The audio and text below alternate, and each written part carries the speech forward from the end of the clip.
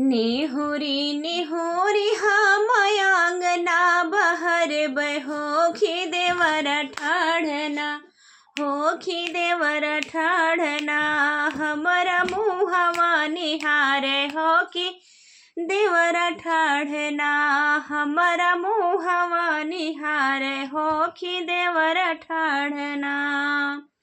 काहे के भौजी तोहरा ओठवा सुखाल होखी काहे भौजिना होखी काहे भौजिना तोहरा ओठवा मलिन भय काहे भौजिना तोहरा ओठवा मलिन भय काहे भौजिना।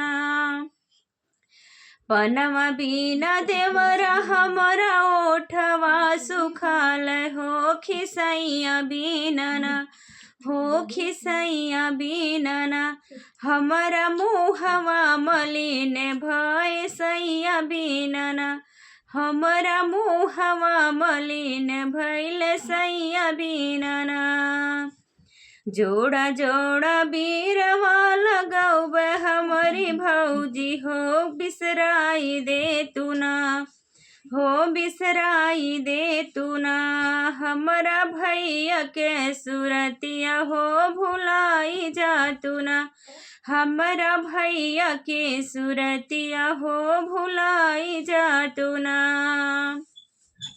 आगिया लगाई देवरु जोड़ा जोड़ा बीरवा होखी नाही भूल बना होखी नाही भूल बना अपने पिया के सुरतिया होखी नाही भूल बना अपने पिया के सुरतिया होखी नाही भूल बना। निहुरी निहुरी हम अंगना बहारी होखी देवर ठाढ़ना होखी देवर ठाढ़ना हमारा मुहवा निहारे होखी देवर ठाढ़ना हमारा मुहवा निहारे होखी देवर ठाढ़ना। निहुरी निहुरी हम आंगना बहारी होखी देवर ठाढ़ना होखी देवर ठाढ़ना हमारा मुहवा निहारे होखी देवर ठाढ़ना हमारा मुहवा निहारे होखी देवर ठाढ़ना।